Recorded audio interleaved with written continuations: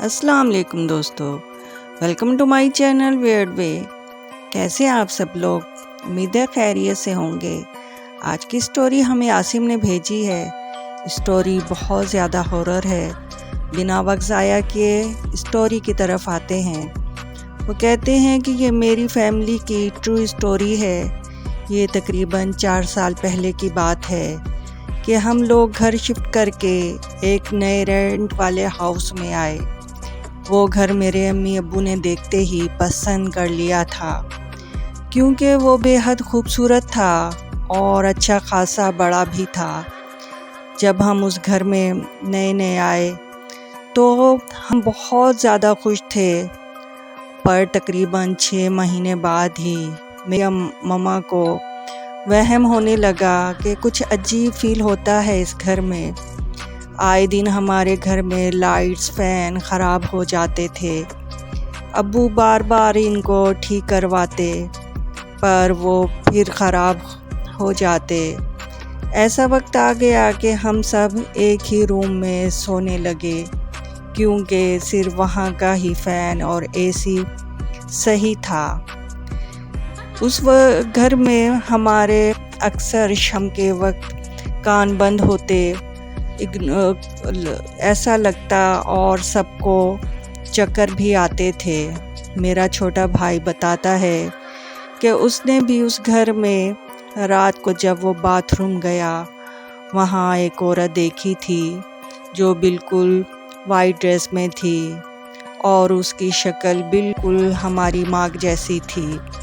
और उसने इस चीज़ को इग्नोर किया, और जब वो बड़ा हुआ तो उसने ये बात बताई, क्योंकि उस वक्त वो छोटा था, इसलिए उसे इस चीज़ का पता नहीं चल सका।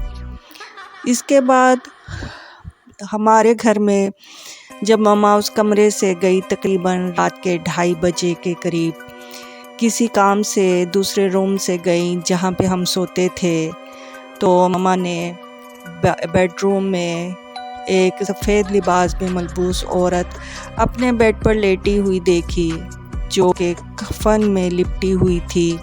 उसकी शक्ल बिल्कुल अम्मी जैसी थी। उसे देखकर अम्मी घबरा गई और हम लोग एक हफ़्ते के लिए अपनी नानी के घर चले गए और अब्बू नया घर ढूंढने लग गए। हम लोग इतने ज़्यादा परेशान, लेकिन हमारी परेशानी में रोज़ बरोज़ इजाफ़ा होता जा रहा था जब तक हम इस घर में रहे। फिर हमारे तकरीबन 1 मंथ के बाद हमें नया घर मिल गया, और जिस दिन हम वो घर छोड़ रहे थे तो एक नेबर ने हमें बताया कि जिसने ये घर 3 साल लगाकर बहुत दिल से बनाया था, उसने जब इस घर में शिफ्ट किया तो उसके 3 महीने बाद ही उसका इंतकाल हो गया, क्योंकि ये घर बहुत ज़्यादा मनहूस था। फिर मम्मा बताती हैं कि जब हम लोग ये घर छोड़ रहे थे तो मैं अपना दरवाज़ा बंद करने गई कमरे का, तो जैसे ही मैं बंद करके वापस आई थी तो इतनी ज़ोर से दरवाज़ा लगा कि जैसे मेरे कान के पर्दे फट जाएंगे। उस दिन के बाद से हम लोग उस घर में नहीं गए और हमने वो घर छोड़ दिया और दूसरे घर में शिफ्ट हो गए। अब अल्लाह का शुक्र है कि हम लोग बहुत खुश हैं और इस घर में हमें सुकून। लेकिन अभी जब हमें उस घर की याद आती है तो हमारे रोंगटे खड़े हो जाते हैं कि हमारे साथ उस घर में क्या कुछ नहीं हुआ। बहुत ख़तरनाक डेंजरस घर था। अल्लाह का शुक्र है कि हमें कोई जानी नुकसान नहीं हुआ।